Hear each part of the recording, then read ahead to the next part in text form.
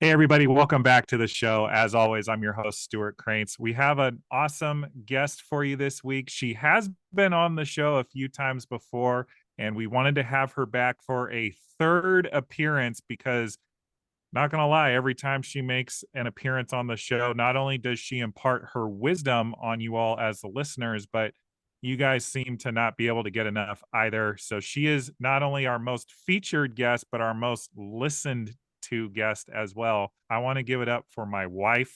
She is a women's empowerment coach and all around badass, Jennifer Johnson. Welcome back to the show.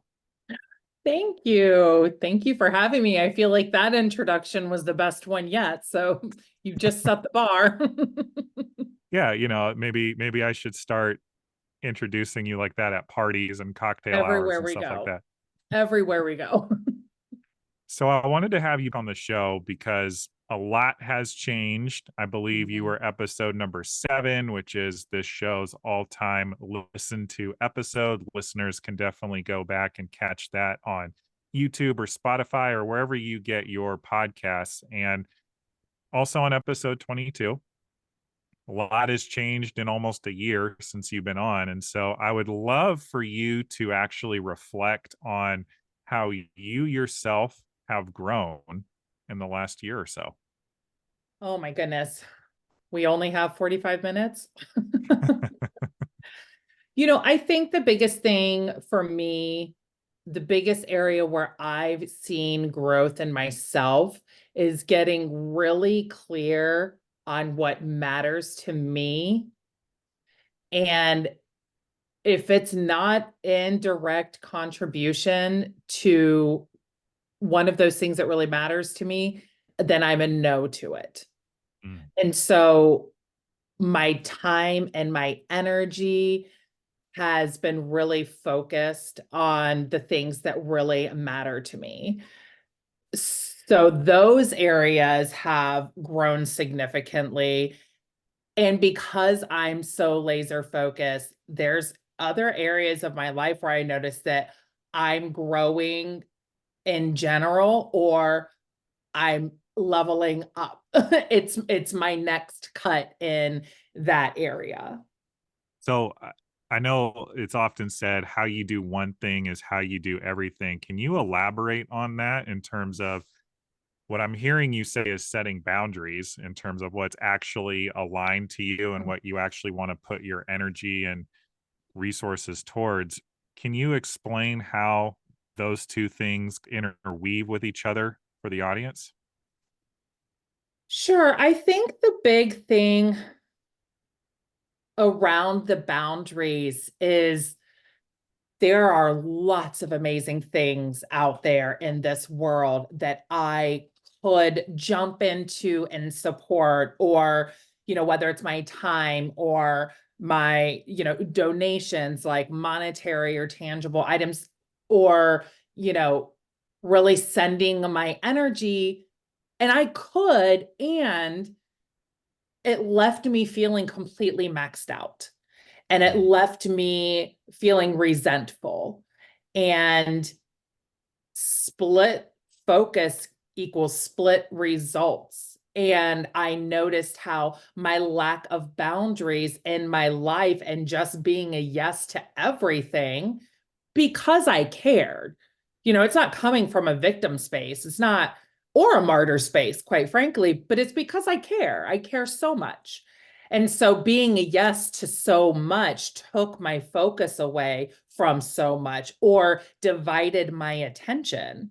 So I really started seeing it in my schoolwork, in my home life, in the attention that I was giving my son, in my business. All of those areas weren't getting the attention that it deserved and that I wanted to give it because I was just so maxed out in so many areas.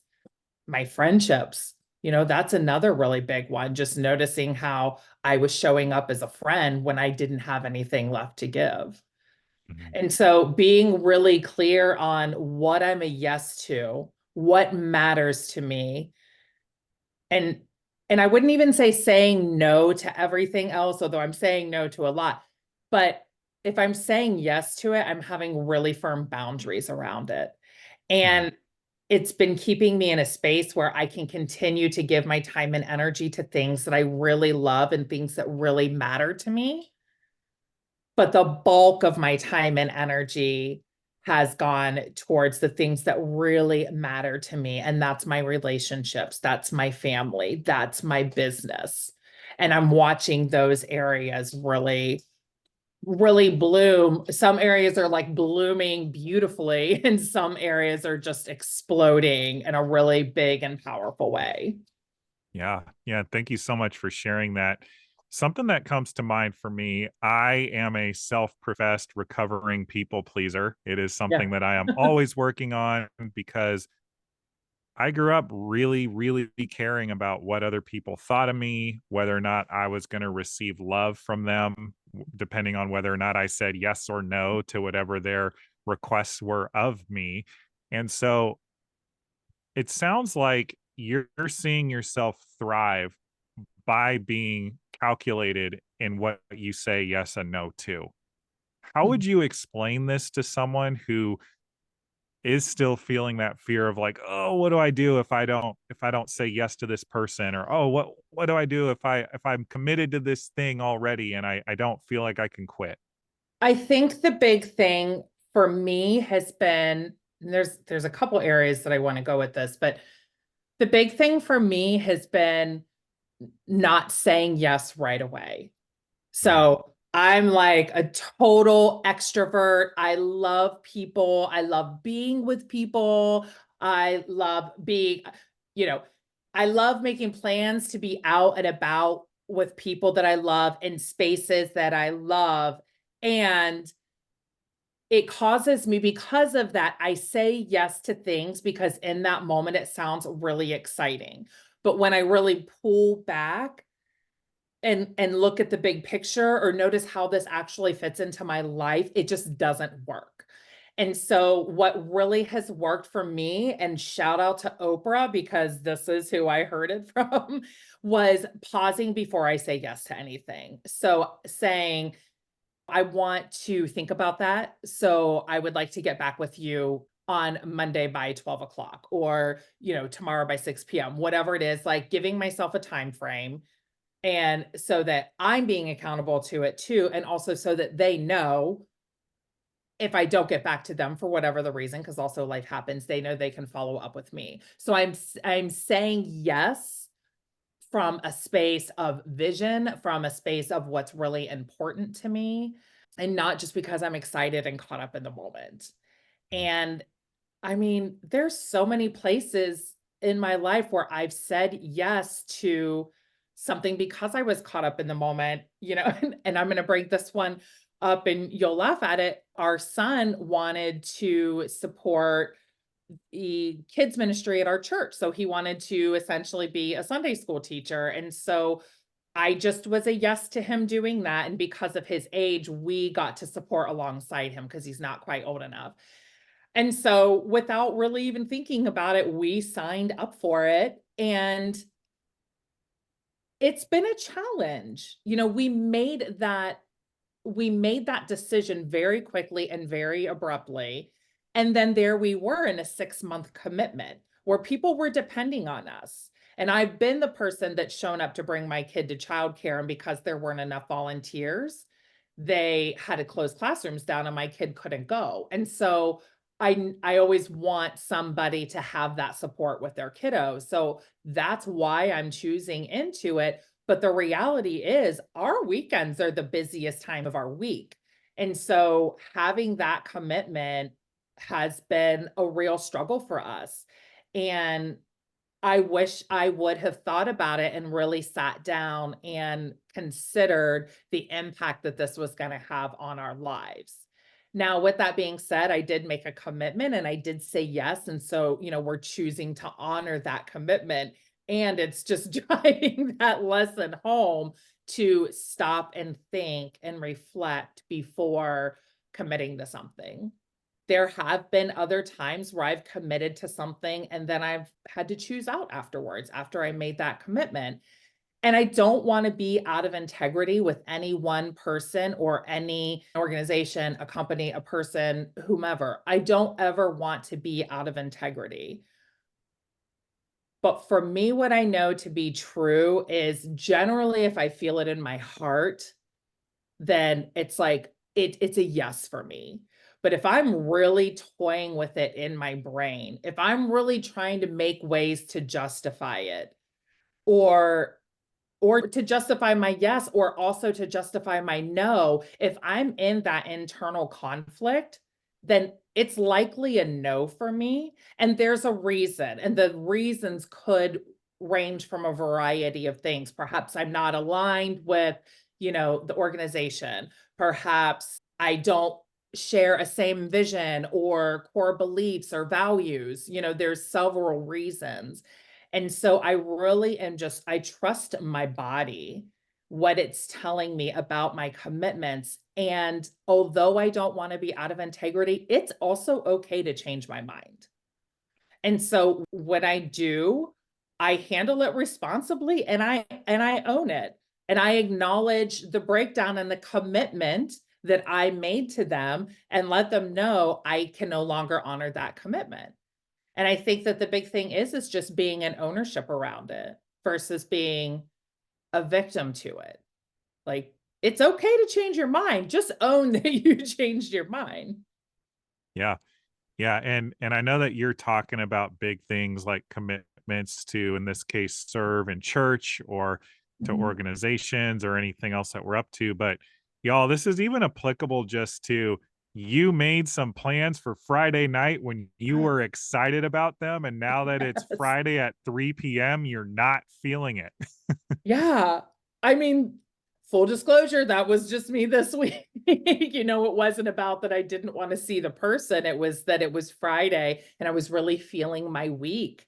And my energy was low and I was really tired. And I also just checked in with myself, like, is this really because I don't want to go, or in this moment am I just feeling low energy? And so, like, really trusting my body and putting myself into action, and I had a phenomenal time, and I'm so glad that I didn't cancel plans.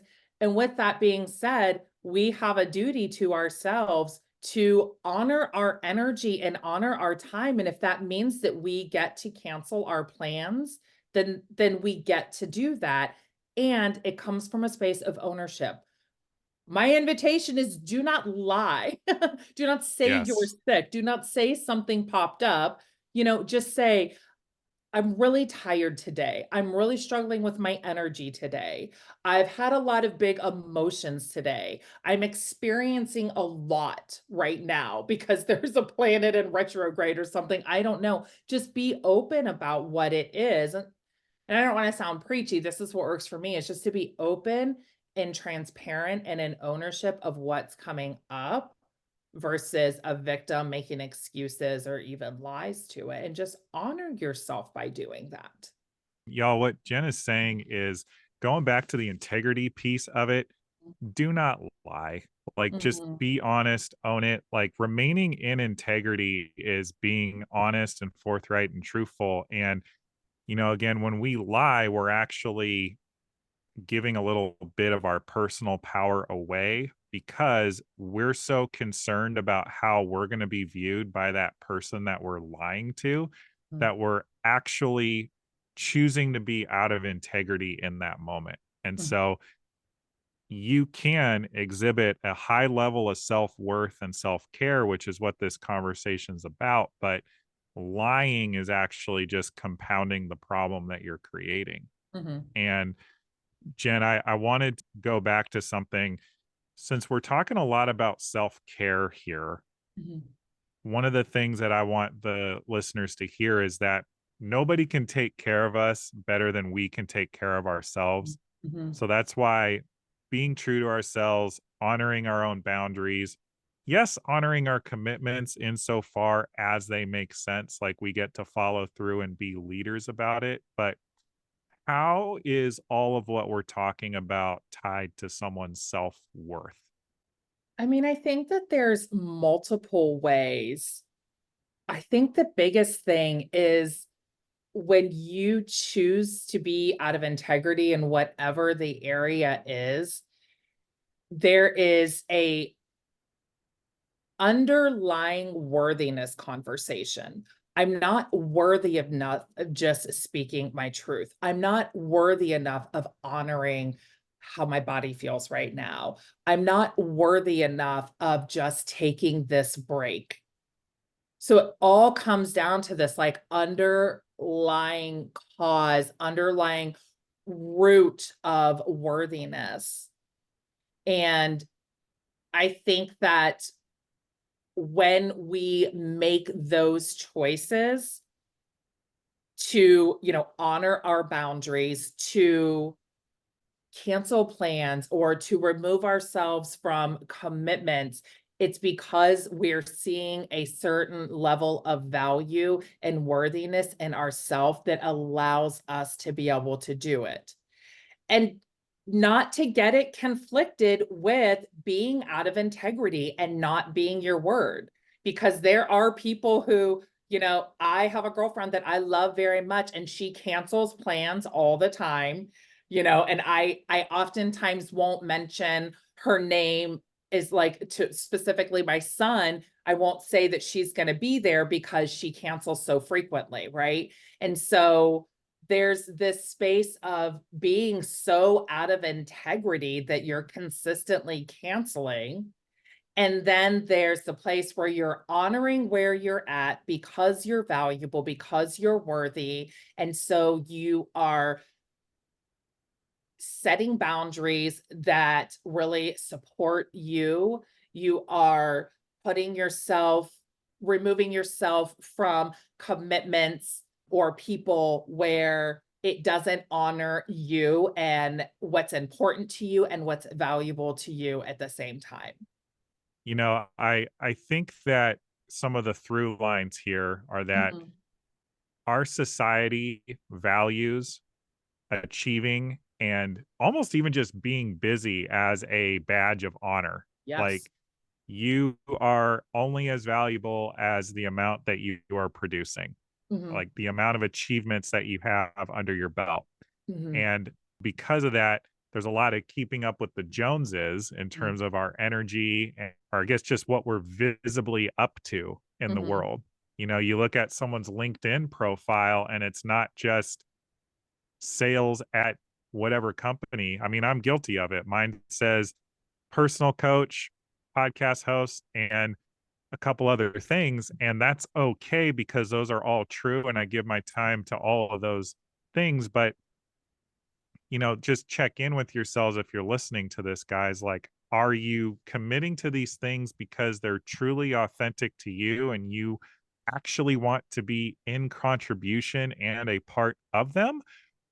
Or because you feel some type of outside pressure to be a part of these things? Mhm. And the analogy that I've heard a couple of times that I think rings true, and this ties into our self worth, is if you think of ourselves as a cup that's always pouring into other people, if we are not pouring back into ourselves in terms of rest, in terms of self care, sleep, exercise, even just downtime, Mhm. eventually we actually run out of the capacity to pour into other people because there's nothing pouring back into ourselves. Mhm.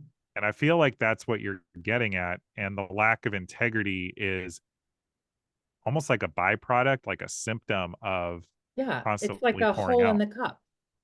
Mhm. It's a hole in the cup. So you're constantly then leaking. There's Yep. always a little bit dripping. There's always a little bit being taken from you. Yeah. Yeah. And so we just encourage you to check in with yourself. Like, what are you up to and what actually matters to you? Like, what is actually a part of your vision for your life? And, Jen, I know you work with a lot of people on this type of thing around their self worth, around their empowerment, around their visions. What do you find supports people in getting reconnected to their vision or just their sense of true north for their lives? When I was just listening to you talk, the thing that was popping into my head is if you had to describe yourself what would come first? Who you be at the core or all of your accolades?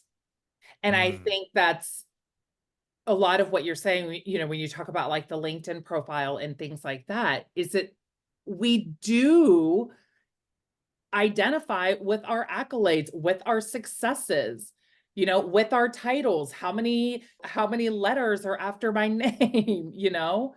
And not to confuse that with like achieving specific goals for specific reasons, right?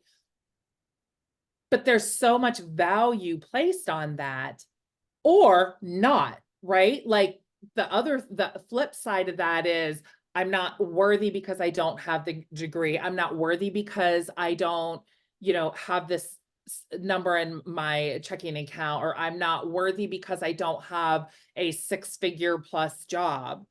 There's that conversation too. I'm worthy because of what I have, and I'm unworthy because of what I don't have. And the big thing that I see that makes a difference with my clients is who you are. You know, if you listed up all the things that describe you, how long would it take you before you said, I'm a loving, empathetic person?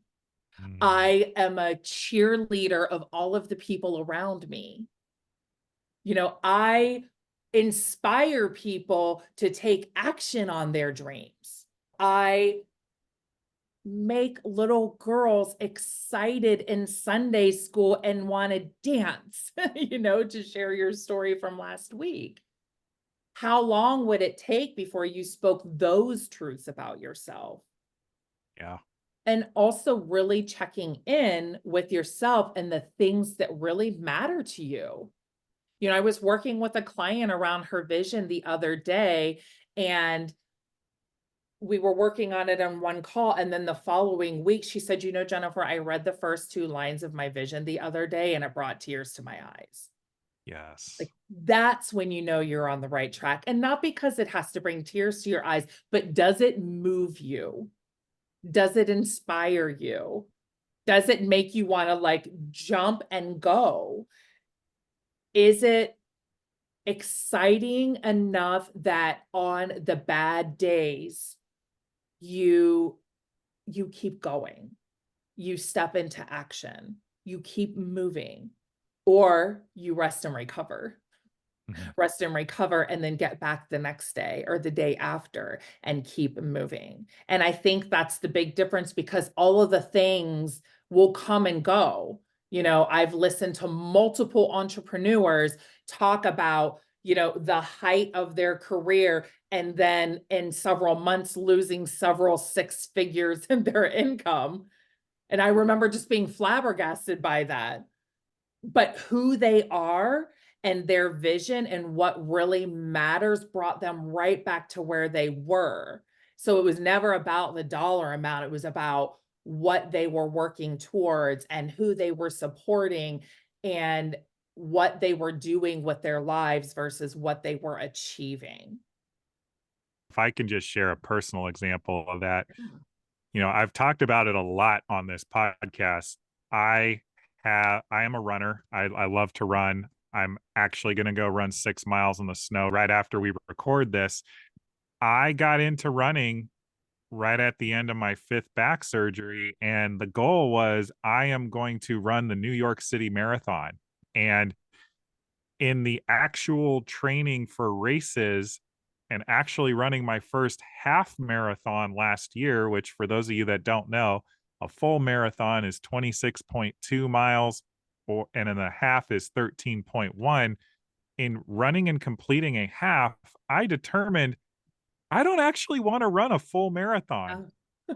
And you know, it's not because it wouldn't be awesome to have that medal hanging somewhere in our house and the feelings of accomplishment like doing it, but it actually doesn't feel aligned to my vision to put in the amount of work and effort and energy and to alter my entire lifestyle around this one goal. Mhm. And the reason I'm sharing that is because I feel like so many of us get so caught up in what the end result has to look like that we Mhm. get totally off track in terms of who we are and what actually feels authentic to what we want to create.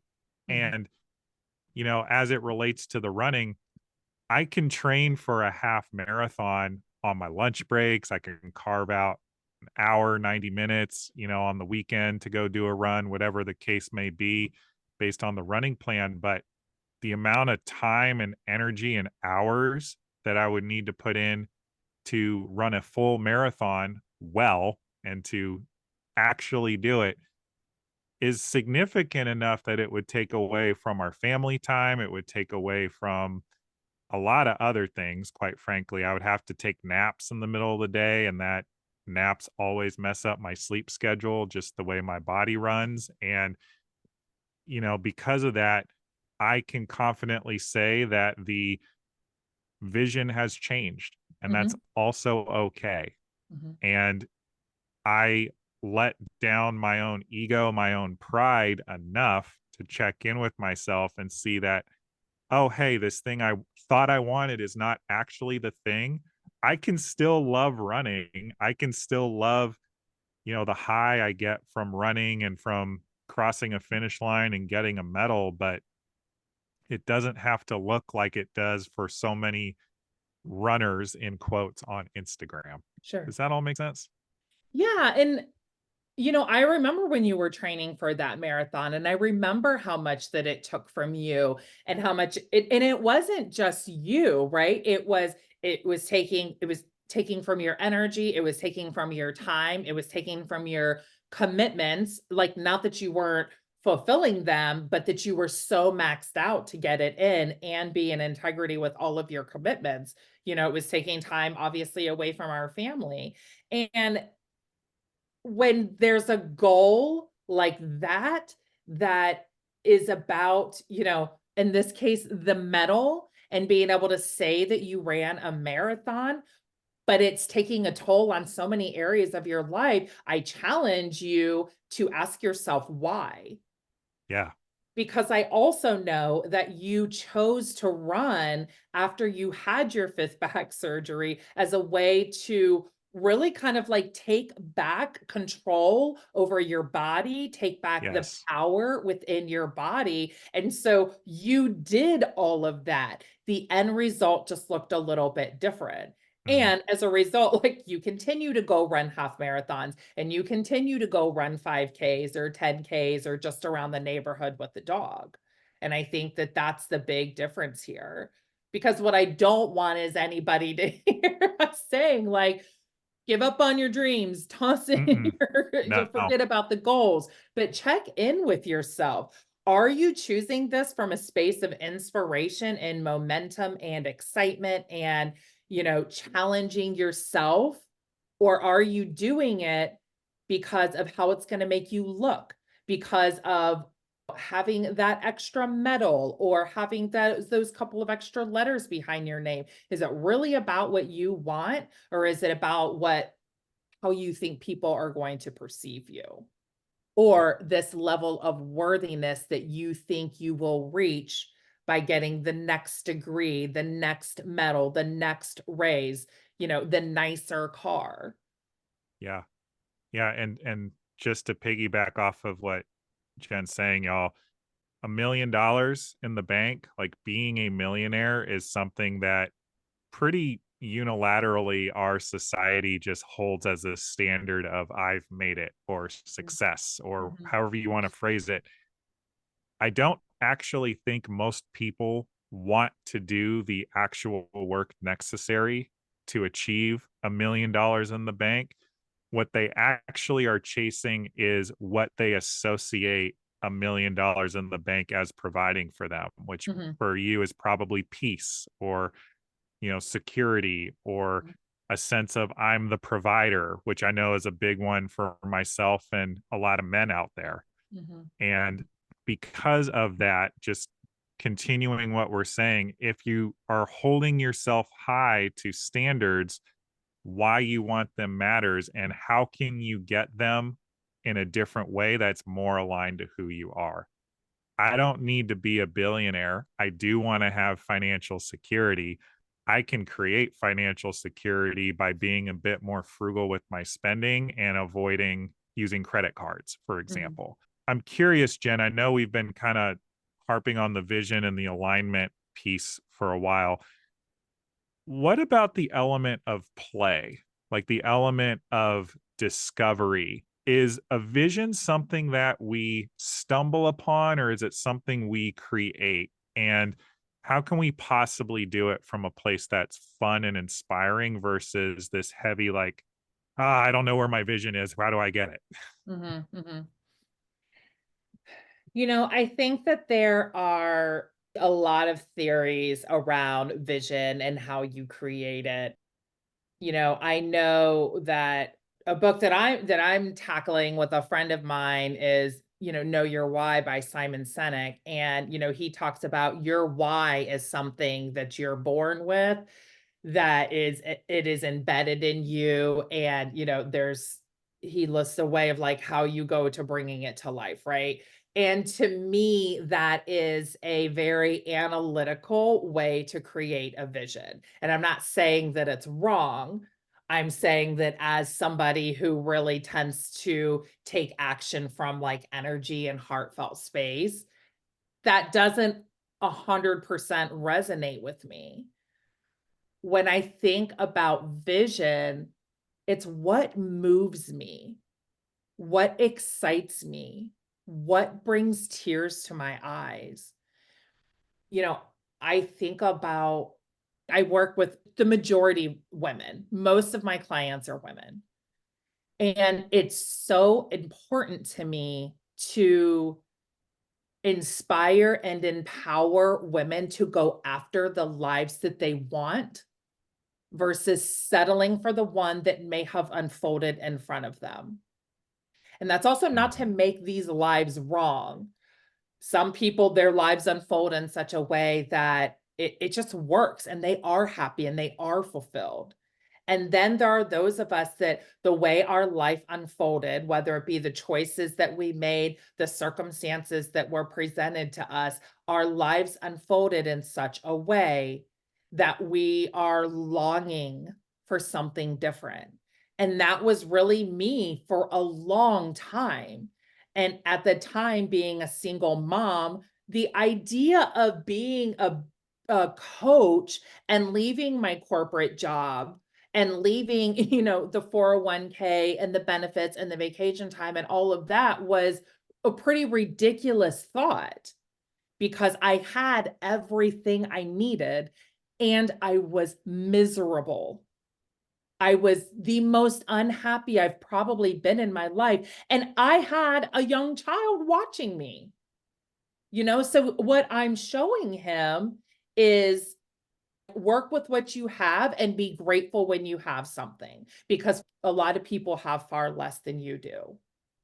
And while gratitude, of course, that doesn't mean I have to settle for where I am. And so making the decision to leave that job and step out on those skinny branches and start my business from the scratch was a huge move for me. And of course I had a lot of support along the way, but I don't ever want to encounter another woman who is in that job that drains her, that she's miserable, that she's unfulfilled, that she's wasting her vacation days just to make her weeks shorter. You know, Yeah. I want to see her running after the thing that really excites her and lights her heart on fire. I had a call a couple of weeks ago with a girlfriend and I asked her, I said, if you could do anything right now, what would it be? And she said, I would have she wanted to do like an animal shelter and training and boarding and kind of like a doggy daycare thing. But Wow. she feels really committed to this job because of the security that it gives her. Not to mention, but what's possible when we step fully into the thing that we love so much? What's possible from that space? How much security can you create in that space? who knows? Maybe that she's the next big chain, right? Like there's the Pet Palace. That's the one that we have near us, and it's a chain of doggy daycares. But who's to say she's not the next one? And so my vision is, and my calling is, because of what I experienced, and I don't ever want another woman to settle for what she has because she's afraid to go get what she wants. I would say that's like the big one, but also like our youth, because my childhood was so difficult because of because of what I faced, because of the bullying, because I had undiagnosed ADHD. And so I mean, failing school a lot of times. You know, me graduating high school was a big deal. So I'm really passionate about supporting our high schoolers, our middle schoolers, because y'all, it is hard. You know, when I was in high school, when I was in middle school, my bullying ended when I left school and I got to go home and I got to be loved up on by my family and by my friends, and I got to be put back together again. And I was very protected. Nowadays, our kids don't get to escape it. It follows them on social media. It follows them on their cell phones. You know, it follows them on, you know, not, I guess we don't really tweet anymore these days, do we? But it follows them on Facebook and TikTok and Snapchat. And there's no relief from it. And so it matters so much to me that I am giving time and energy to our youth, because I don't ever want a young girl to think in her 40s that she's unworthy because some 14-year-old boy in high school decided that he needed to make her feel that way, because that's not the truth. And so those deeply rooted lies that we take on in our childhood, what if we didn't have to carry them into our 30s or our 40s or our 50s? What if there was a way that we could break free of them, our youth, they could break free of them right now? And so those two things, and I know this was kind of a long-winded answer, but I did that intentionally because I really want you and I want the listeners to hear, when you're choosing your vision, it comes from a space like that. Like, it is deep within me. It is in my heart and my soul. It brings me to tears. I get so excited when I have a client that, you know, tells me, or that texts me. Like, I have a client who moved across the country and she had to get a California driver's license, and it was a real challenge for her. And I loved that Friday at 8 o'clock at night, I was getting a text message that she got her California driver's license, because that meant something to her, because it meant I did it. I moved across the country. I did what I said I wanted to do, and I'm here and I'm a resident now. I love that I get to have those. That's just one example, but I get to hear those celebrations. And it's so fulfilling and heartwarming for me. So I'm like, sure, I'll be a little selfish with it. I love it. I love that these people are like coming to me, telling me about all of their celebrations and achievements and all the goals they've reached, because I took my struggles, I took my pains, and I took the things that really hurt me and pulled away from who I really am, and I put it into purpose, and I put it into passion, and I put it into vision and meaning and drive. And so it's so in my body that it pulls me through the rough times. You know, it pulled me through the time I got fired by a client. You know, it pulled me through the custody case I went through with my son. You know, it pulled me through the dips in my coaching business when I thought I was just going to have to throw in the towel and go get, you know, a quote unquote real job. And so I think that's where vision comes from. Like, it pulls you through the hard times and it inspires you to keep going because you're so clear on how much it matters.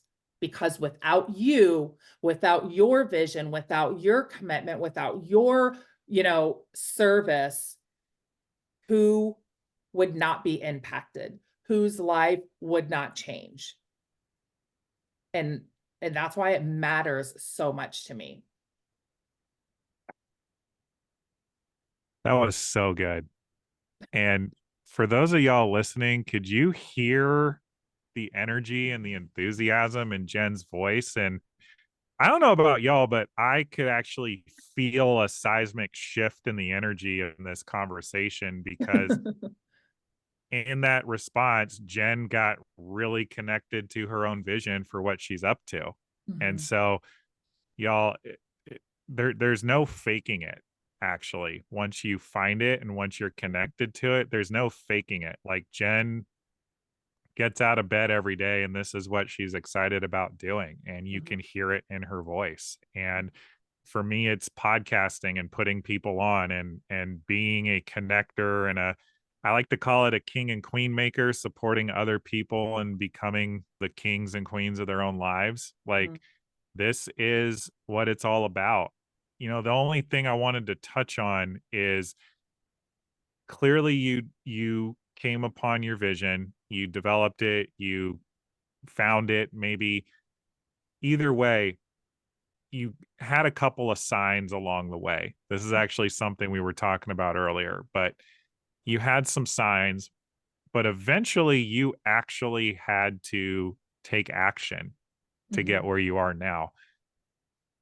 What was the turning point for you when it stopped just being like a little voice or a little bit of knowing or maybe an aha and you actually flipped the switch? Like, when was that moment for you, and how can other people recognize it for themselves? That's such a great question. You know,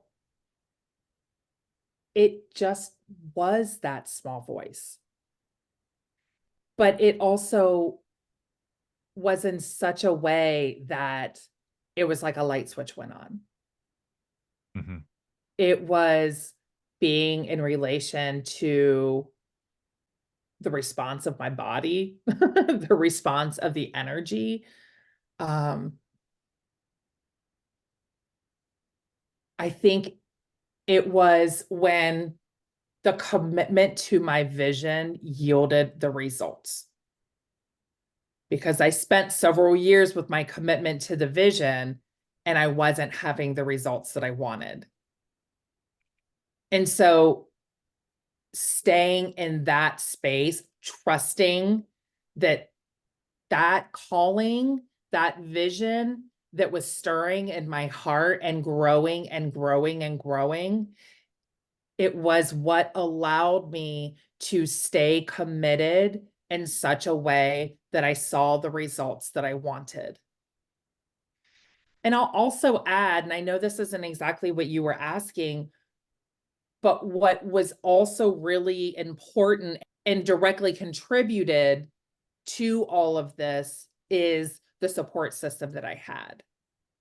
And I'm going to say this because I know there's a lot of lonely people out there. And if you don't have a support system, you go find it. You get uncomfortable and you go find it, because making new friends is much like dating, in my opinion. It's a little bit Facts. uncomfortable to reach out to somebody and just say, hey, I want to be your friend. Can we go get coffee sometime? It's a little awkward, you know? Yeah. And I would say like a couple of my close girlfriends right now are all because I just I chose to like invest in some friendships with a couple of other soccer moms. I chose to just be uncomfortable and like go hit on my new friends, to like make the move and really like bring in a support system for myself. And also, in some cases, hiring the support system for myself. Like Mhm. I've hired coaches and yes, of course I'm paying them, but I also know that some of these coaches that I've had it in my life have poured into me at the times that I'm not paying them because they care so deeply, because they're so vision driven.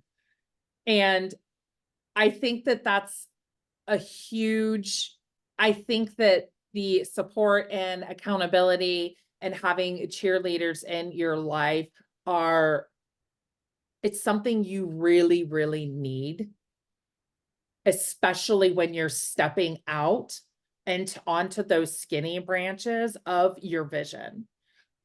It's something that you really need when your commitment is lacking, is wavering, because you're still not seeing the results that you want.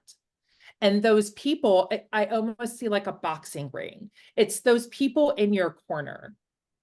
And it may just be one or two. And you know what? If it's just one or two, and those are one or two really solid people in your life, then high five. And if it's more than that, that's even amazing. But really having people in your corner that are going to help pick you up when you fall, that are going to wipe your tears when you're crying out of frustration or discouragement. They're the people that are going to celebrate every single win. They're the people that, I just had this the other day. I was really upset. I was on a Zoom call with a group of other female business owners, and I got very emotional. And my girlfriend that lives a couple blocks away was on with me, and she walked down here to sit with me on this call and just to give me a hug. It's like, you have to have those people in your corner so that when you're struggling, so that when you're waiting for that that thing to switch, that light to flip on, you're waiting for it all to click. They're the people that are ensuring that you get there, because it's really hard to do by yourself. It's not to say that you can't, but you also don't have to, nor should you. Yeah. And so I hope that answers your question, because I think just for me, it was just this deep knowing that I was going to take my pain and turn it into purpose. Yeah. Oh, so good. We could obviously keep this conversation going, but we're going to have to wind down. How can people get in touch with you who want to know more about you, your story, your coaching, and possibly working with you moving forward? I would say the best way to get a hold of me is email. We can also put my website in the comments. And yeah, I would actually love to hear if there's anything in this conversation that inspired them to take action on that vision, or to shift the vision, or perhaps even challenge them to choose a vision for the very first time. I would love to hear from that. And so we'll go ahead and put my email and my website. And I think maybe also, like, I would love to gift the listeners a free call, like, no no strings attached, no pitch. I would love to gift your listeners with a free 1 hour call. And so I'll use that I'll put that calendar link in there too. So you can click on that and schedule a call. Y'all take advantage of that opportunity.